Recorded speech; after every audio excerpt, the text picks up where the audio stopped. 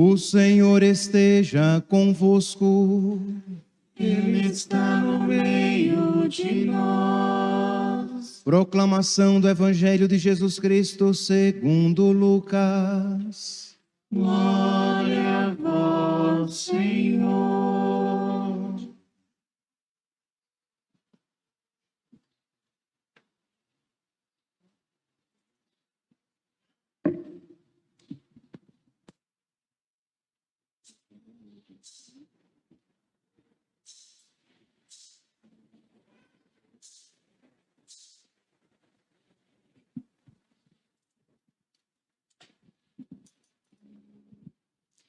Naquele tempo, Jesus entrou num povoado e certa mulher de nome Marta o recebeu em sua casa. Sua irmã, chamada Maria, sentou-se aos pés do Senhor e escutava a sua palavra. Marta, porém, estava ocupada com muitos afazeres. Ela aproximou-se e disse: Senhor, não te importas que minha irmã me deixe sozinha com todo o serviço? Manda que ela me venha ajudar.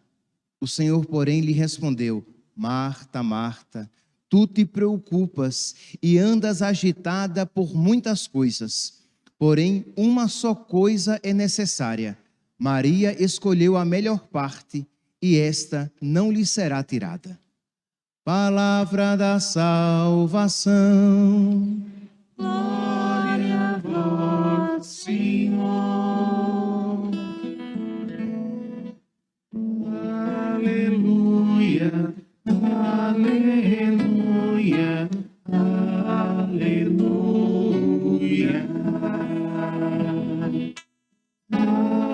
Aleluia, aleluia, aleluia.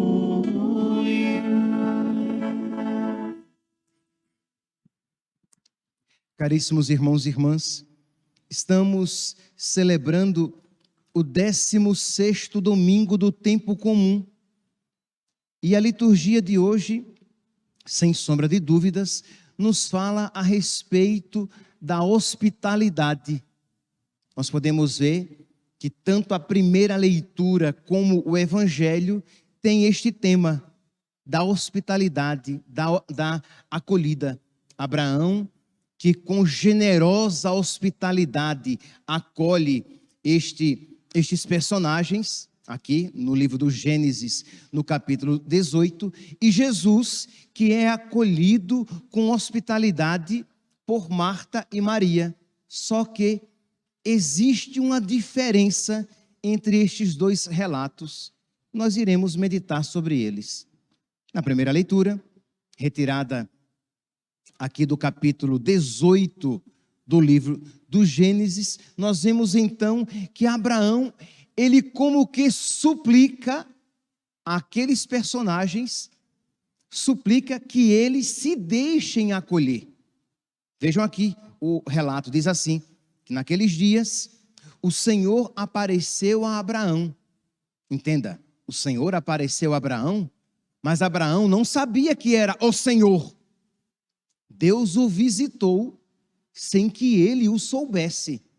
Ele viu apenas 3 personagens. É interessante aqui, apenas por curiosidade, que a tradição, uma antiga tradição cristã, viu nessa aparição uma manifestação velada da Trindade, porque não sei se vocês prestaram atenção, ora são 3 personagens, ora é um personagem apenas.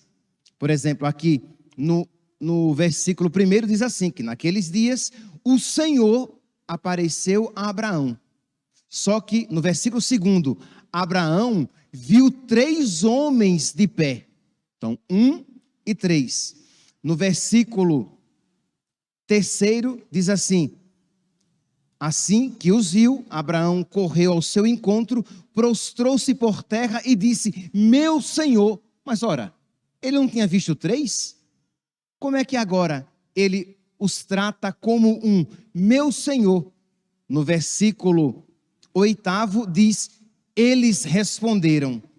Então nós iremos sempre encontrar esta realidade misteriosa aqui. Mas finalmente, era um personagem ou três personagens? Uma pessoa ou três pessoas? Um homem ou três homens? Pois bem, a tradição antiga cristã viu nisso uma manifestação velada da Trindade. Pois bem, mas voltemos aqui ao relato. Seja um, sejam três, Abraão viu homens. E ele então diz que com uma imensa generosidade suplicou que aqueles homens ficassem na sua tenda para que ele pudesse servi-los. O Senhor apareceu a Abraão junto ao carvalho de Mambré, quando ele estava sentado à entrada da sua tenda, no maior calor do dia. Então estava ali, Abraão descansando, sentado, e aparece gente. A pergunta é, qual é normalmente a nossa atitude quando um serviço nos aparece naquele momento em que nós estamos descansando, em que nós não queremos ser incomodados? Percebe aqui como é diferente a postura de Abraão. Levantando os olhos, Abraão viu três homens perto dele. Assim que os viu, correu ao seu encontro, prostrou-se por terra, era a saudação judaica, e disse: meu Senhor, se ganhei a tua amizade, peço-te que não prossigas viagem sem parar junto a mim, teu servo. Mandarei trazer um pouco de água para vos lavar os pés, e descansareis debaixo da árvore. Farei servir um pouco de pão para refazerdes as forças, antes de continuar a viagem, pois foi para isso mesmo que vos aproximastes do vosso servo. Percebe aqui a súplica de Abraão: por favor, eu peço. Mas por que Abraão agiu assim? Porque isso, meus santos, já era um mandamento judaico. Lá no livro do Deuteronômio, no capítulo 10, no versículo 19, nós iremos encontrar o mandamento do Senhor, que diz assim: amareis o estrangeiro, porque fostes estrangeiro no Egito.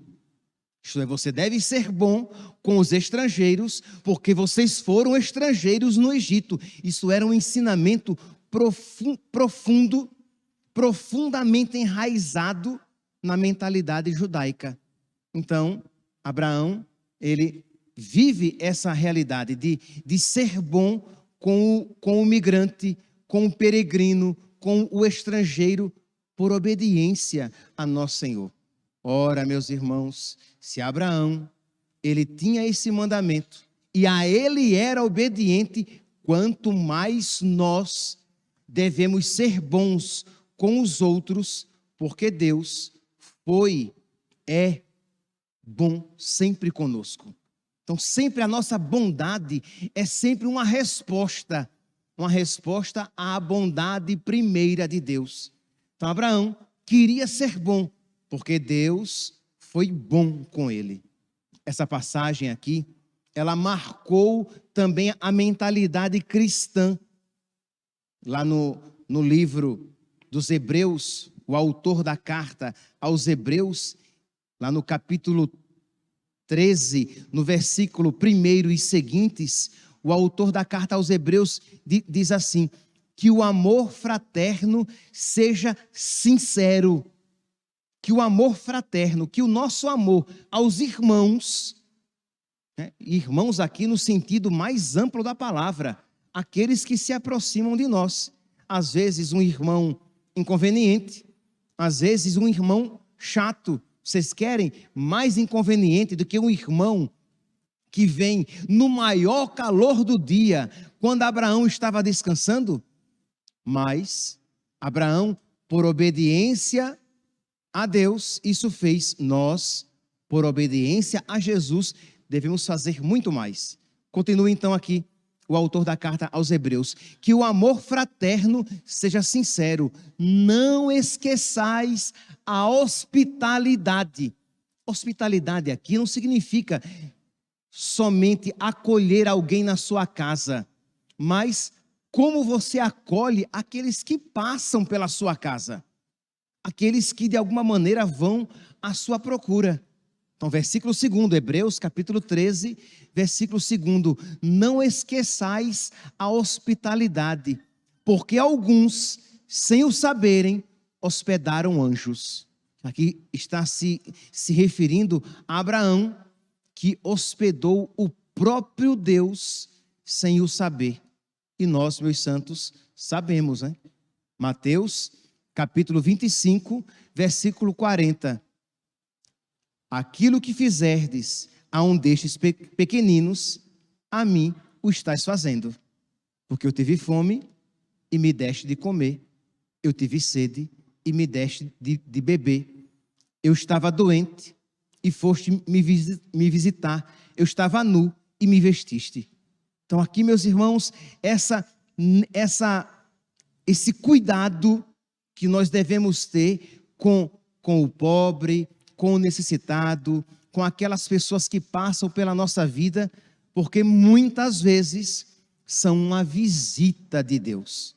Então, Abraão, que não conhecia Jesus, mas que já conhecia o Deus verdadeiro, o Deus único, Abraão, então, por obediência a Deus, por amor a Deus, ele é generosamente acolhedor. Pois bem, o Evangelho nos apresenta, então, uma outra maneira de acolhida, um passo a mais. Nós agora somos chamados a dar um passo, isto é, de não sermos apenas generosos, de não sermos apenas generosamente acolhedores como Abraão, mas precisamos ser acolhedores à maneira de Maria. Diz aqui que Jesus visitou a casa de Marta e Maria. E Marta começou a preparar tudo aquilo que deveria fazer para acolher nosso Senhor. Então, corria de um lado e do outro, limpando a casa, fazendo a comida. E diz que Maria, a irmã de Marta, se colocou aos pés de nosso Senhor para acolher as suas palavras. Meus irmãos, percebe aqui que existe uma outra maneira de acolher, segundo aqui o Evangelho, que é uma acolhida mais profunda de nosso Senhor. É claro que Marta estava amando nosso Senhor, né? Não pensemos aqui que Marta estava fazendo algo desagradável a Deus. Afinal de contas, ela estava preparando a casa, a comida para Jesus. Mas o que Jesus quer nos ensinar é que existe algo muito mais importante e profundo para a nossa vida, para a nossa acolhida de nosso Senhor. Diz então que Maria lá aos pés de nosso Senhor, Marta vai e reclama, diz: Senhor, não te importas que eu fique aqui sozinha trabalhando, enquanto Maria fica aí sentada aos teus pés? E diz aqui que Jesus responde, Lucas, capítulo 10, versículo 41. Marta, Marta, tu te preocupas e andas agitada por muitas coisas, porém uma só é necessária, uma só coisa é necessária. Maria escolheu a melhor parte e esta não lhe será tirada. Meus irmãos, esta palavra, uma só coisa é necessária, deve iluminar a nossa inteligência e a nossa espiritualidade. Imagine aqui um sacerdote que ele celebra, ele prega, ele ouve as confissões, ele administra a paróquia, percebe que tudo isso é muito bom. Mas imagine um sacerdote que tudo isso faz, mas abandona a oração. Ele não acolhe mais nosso Senhor no seu coração.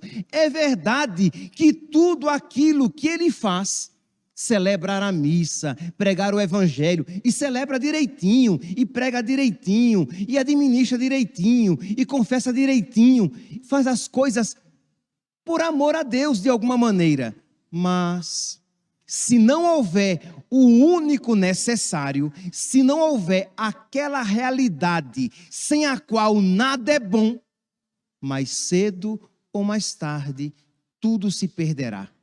Então, isso que eu apliquei ao sacerdote, nós podemos aplicar a todos nós.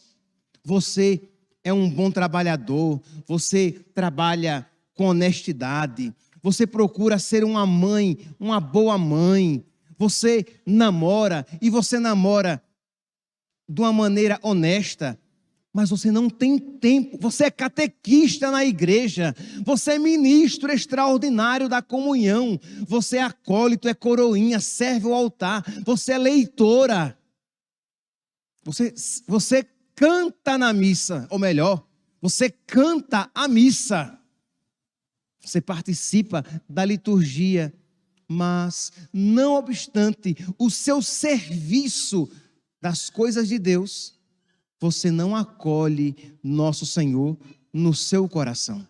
Você não tem tempo de sentar-se aos pés de Jesus e ouvir a sua palavra. Porque, meus santos, o que nos salva não são as nossas obras.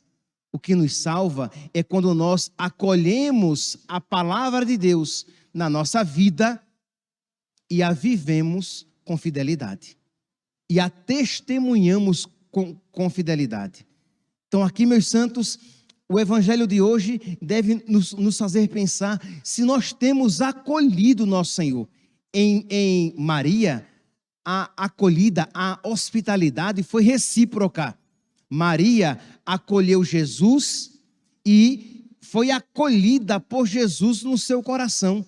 Por quê? Porque ela estava ali aos pés de nosso Senhor. Você procura fazer coisas boas, mas se você não tiver acolhendo nosso Senhor a cada dia na sua vida, mais cedo ou mais tarde você se perderá. Porque a amizade com Deus, a vida de oração é aquela realidade sem a qual nada vale a pena. Padre, eu sou catequista, mas você reza? Não. Você será, mais cedo ou mais tarde, um mau catequista. Padre, eu sou um homem casado e você reza, meu santo? Não, padre, eu não rezo. Eu vou à missa, entendeu? Eu cumpro alguns mandamentos, mas eu não tenho vida de oração.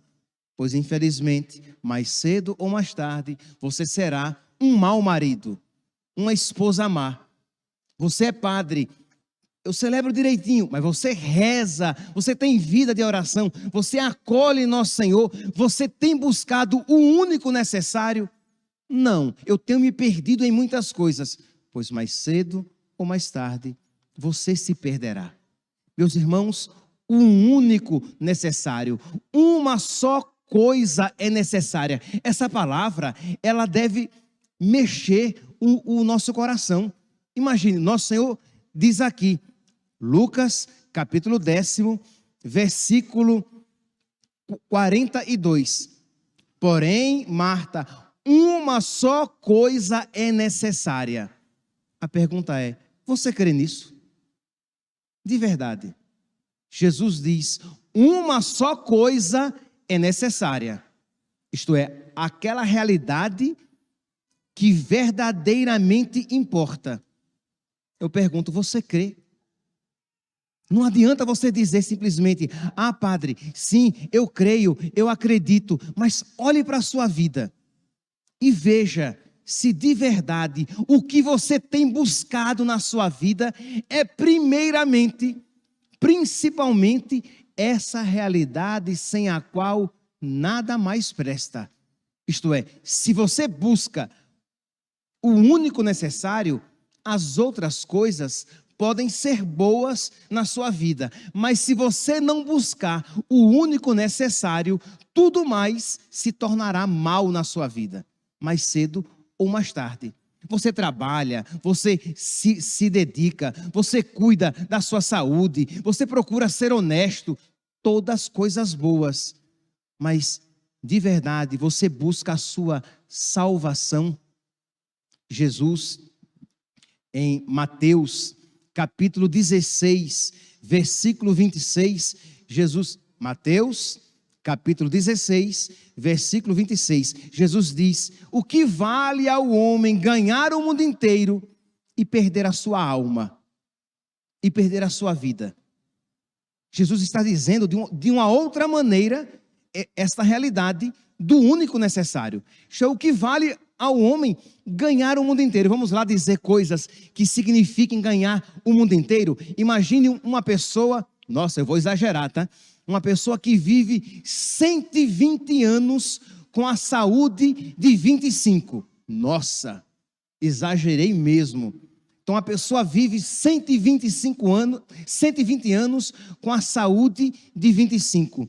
Uma pessoa próspera, uma pessoa com a família equilibrada, feliz, estruturada. Uma pessoa que trabalha, que tem como profissão aquilo que ama. Uma pessoa que encontrou várias realizações nesta vida. Uma pessoa que nunca foi visitada por desgraça nenhuma neste mundo, mas que no final dos seus 120 anos morre e vai para o inferno. De que vale ao homem ganhar o mundo inteiro e perder a sua alma? Ao mesmo tempo, imagine uma pessoa que vive 120 anos sofrendo, doente, em cima de uma cama, um câncer doloroso, não tem noites bem dormidas, passando fome, sendo perseguida e caluniada. 120 anos assim. Ela morre e vai viver eternamente no céu, na felicidade perfeita. Qual dessas duas vidas você gostaria? Não tem um meio termo. Ou 120 anos na maior felicidade neste mundo e depois o inferno eterno, ou 120 anos sofrendo, se acabando neste mundo, mas depois a eternidade no céu. Nós nos esquecemos disso. Nós nos esquecemos do único necessário. Ora, se você crê no único necessário, mesmo que você não queira uma vida de sofrimento aqui na terra, você não tem dúvidas do que vai escolher. Não, padre, eu não queria sofrer não, mas se tem que escolher, eu escolho 120 anos de sofrimento aqui, porque depois eu terei a eternidade com Deus na felicidade. Era nisso que criam os santos. Era por isso que os mártires se entregavam à morte, porque eles sabiam que eles estavam acolhendo, abraçando o único necessário. Mas o problema é que nós, homens e mulheres modernos, nós queremos conciliar o inconciliável. Nós queremos tudo e não renunciar nada, e isso é imaturidade. Isso é imaturidade emocional e espiritual. Imagine um rapaz que ele quer se casar, ele quer a vida de casado, mas ele também quer ter a vida de solteiro. Não dá, neguinho. Não dá. Ou você casa e terá a vida de casado, ou você será solteiro, tendo vida de solteiro. Solteiro cristão, católico, né? Mas vida de solteiro sem algumas responsabilidades da vida de casado. Não dá para querer ter tudo. Imagine, aquela moça escolheu aquele rapaz, mas ela também quer os outros rapazes. Não dá. Escolher é renunciar. Quando você escolhe um rapaz, pelo menos em tese, você renuncia todos os outros possíveis. Você escolheu um. Entende? Então, ora, quando nós temos isso, essa maturidade afetiva, humana, nós estamos preparados para essa maturidade espiritual. Eu escolho Deus. Eu escolho a minha fé. Eu escolho a vida eterna. Eu escolho o céu. Eu escolho o verdadeiro amor, com todas as implicações que isso terá na vida concreta de cada um. Mas eu escolhi o único necessário. Eu escolhi Jesus. Então, eu irei acolher tudo aquilo que me leva a viver mais plenamente essa minha escolha. Mas o problema é que nós dizemos de boca que escolhemos Jesus, mas na prática da vida nós vivemos escolhendo o diabo. Nós dizemos que escolhemos o céu, mas vivemos brincando de ir para o inferno. Nós não estamos escolhendo o único necessário. Acolher Jesus totalmente, plenamente na minha vida e arcar com as consequências dessa escolha, sabendo que eu escolhi a melhor parte. Marta, Marta, tu te preocupas e andas agitada por muitas coisas, porém uma só coisa é necessária. Maria escolheu a melhor parte e esta não lhe será tirada. Meus irmãos, precisamos pedir a Deus que nos conceda esta sabedoria, porque nós precisamos escolher a melhor parte felizes. É verdade, não de maneira romântica. Quando eu digo escolher a melhor parte felizes, significa escolher a melhor parte sabendo que eu estou escolhendo a melhor parte, embora isso me custará algum esforço. Sabendo que eu estou escolhendo o único necessário, aquilo que verdadeiramente importa, mesmo sabendo que no mundo tereis tribulações, mas eu estou fazendo a coisa certa. Pedir a nosso Senhor, meus santos, que a nossa vontade adira, que a nossa vontade busque aquilo que, pelo menos a nossa pequena fé, já crê, que Deus é o único necessário, que quem a Deus tem, nada falta, só Deus basta. Então, se você tem fé, se você está na amizade com Deus, meu santinho, abrace esta realidade e procure se aprofundar cada vez mais nesta fé, que não obstante os sofrimentos da sua vida, você não será desesperado. Você não será uma amargurada, porque eu tenho o único necessário. Ah, padre, mas eu não tenho a saúde que eu gostaria de ter. Mas você tem o principal.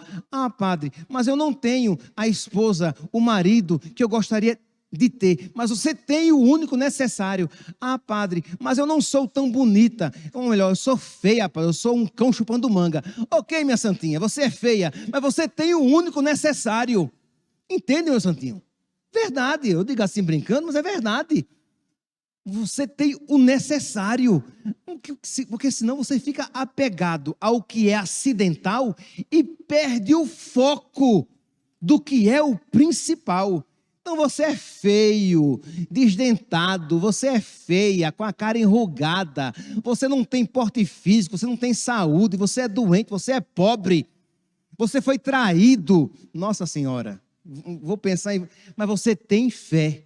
E você diz, é verdade, tudo isso é terrível. Tudo isso me faz sofrer. Mas nada disso me faz desesperar, porque eu tenho o único necessário. Se vos possuo, meu Deus, nada mais me atrai neste mundo. Lembra desse salmo, desse versículo sálmico, que eu já repeti aqui tantas vezes, porque eu repito para vocês, repetindo para mim, para que vocês aprendam e eu também. Salmo 72, versículo 25. Peguei aqui.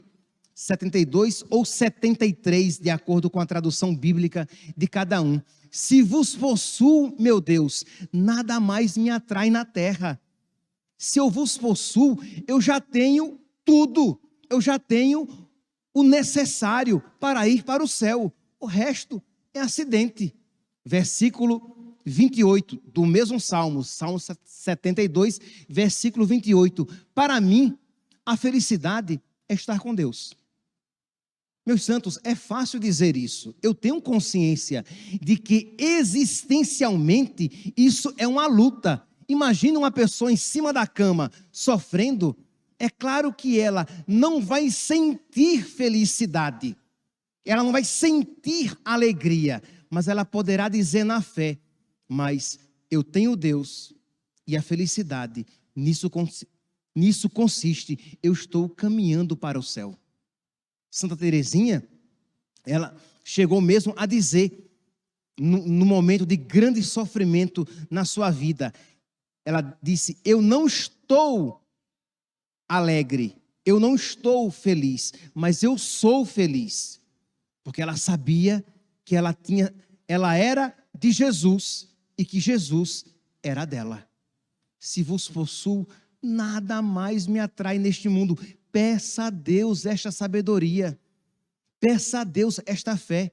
Não apenas ouça isso, mas na sua oração, hoje e agora, quando o pão e o vinho forem ofertados e serão transubstanciados, serão transformados em corpo e sangue de Cristo, peça a Jesus: Jesus, pega também o meu coração incrédulo e duro, doente e iludido pelo mundo, e dá-me um coração semelhante ao teu, um coração que creia, um coração que busque o único necessário, um coração que creia na tua palavra e um coração que se alegre pela felicidade que me é reservada, e não este coração tão inconstante e infiel como eu tenho carregado no meu peito.